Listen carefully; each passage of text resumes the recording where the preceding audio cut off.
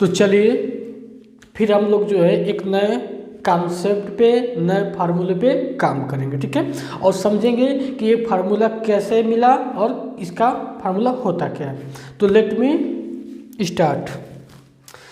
यहाँ पे हमें पढ़ना है कि अगर दे रखा हो a minus B first bracket में और सेकेंड ब्रैकेट में दे रखा हो a प्लस बी, ठीक है, तो इसको हमें क्या करना पड़ेगा, हल करना पड़ेगा। कैसे होगा, आपको तो कॉन्सेप्ट पता है, यहाँ पे भी दो टर्म है, यहाँ भी दो टर्म है, ठीक है, दो टर्म है। तो आप प्रोसेस जानते हैं कि अगर दो टर्म दिया हो तो हमें फर्स्ट टर्म का पहले पद का इसमें गुणा करना पड़ेगा, यानी इस a का गुणा करना पड़ेगा a प्लस बी में, ठीक है। बचा माइनस बी, तो माइनस बी का भी गुणा होगा इसी में, यानी ये चीज़ हो गया, ठीक है। और इसके साथ साथ मैं एक आपको स्पेशल कॉन्सेप्ट दिया हूँ, शादी वाला। शादी ब्याह में जो न्योता दिया जाता है, कार्ड दिया जाता है। जैसे a के घर शादी पड़ी और अपने घर से वो कार्ड लेके गया, तो इन दोनों को दिया, ठीक है। फिर बच गया b, जब माइनस बी गया ए भी दोनों को ही काट दिया, तो इनके साथ हम इनको लिख लेते हैं, ठीक। अब देखिए ए का ए में गुणा होगा तो आपको पता होगा ए स्क्वायर, ए का जब बी में गुणा होगा तो ए भी पता होगा। क्यों, बता देता हूँ। जब दोनों का आधार समान होता है तो गुणा करने पर दोनों का घात जुड़ जाता है। घात इसका एक और इसका मिलकर कितना हो गया, 2। ए और बी का गुणा हुआ, दोनों अलग अलग है, अलग अलग जात के दिख रहे हैं, तो एक साथ हो जाएंगे, ठीक। यहाँ देखिए बी और ए दोनों फिर अलग अलग जात के हो गए, तो इनको ऐसे उतार लेंगे, ठीक है। लेकिन माइनस और प्लस का गुणा होगा तो हो जाएगा माइनस, बी का बी में गुणा होगा, सेम जात के मिल गए, यानी आधार समान हो गया। और जब आधार समान हो गया तो घात को जोड़ लीजिए, इसका घात इसका घात, एक एक मिलके 2, तो बी का स्क्वायर, ठीक है। अब देखिए यहाँ पे ए प्लस का और ए माइनस का कट गया, तो मिला क्या, ए स्क्वायर माइनस बी स्क्वायर, ठीक है।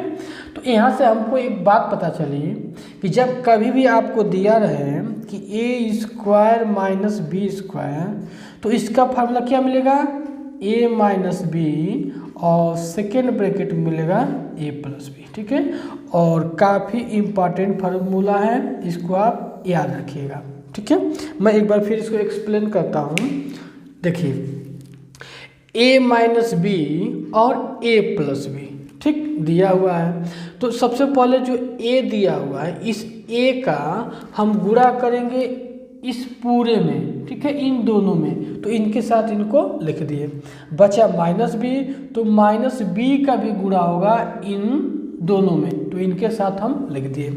अब ए का ए में गुणा किए तो आप एक फार्मूला पढ़े होंगे कि ए के पावर m गुणे ए के पावर n, ठीक है। इसका मतलब ये होगा कि दोनों का आधार सेम होता है, तो घात को हम क्या करते हैं, जोड़ देते हैं, ठीक है, ये फार्मूला है।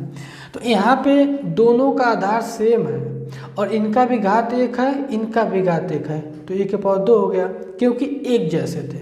अब यहाँ पे ए और बी दोनों अलग अलग जात के हो गए, तो घात जुड़ेगा नहीं, तो इनको उतार दिया गया। सेम चीज़ यहाँ पे किया गया, यहाँ पे माइनस और प्लस का गुणा होगा तो माइनस हो जाएगा, बी का बी में होगा तो बी का स्क्वायर हो जाएगा, ठीक है।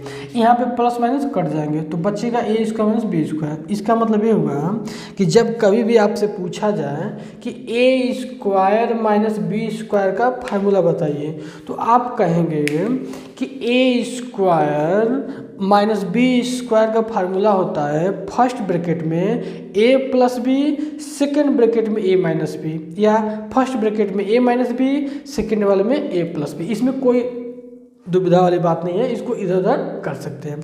मोस्ट इम्पॉर्टेंट थिंग कि आपको ये फार्मूला लर्न होना चाहिए, ठीक है। तो अगर ये फार्मूला अच्छा लगा हो, आपको समझ में आया हो, तो आप अगर चैनल पर नए हैं तो चैनल को सब्सक्राइब कीजिएगा, लाइक बटन को दबा के लाइक कीजिएगा और कमेंट करिएगा। Okay, thanks for watching this video.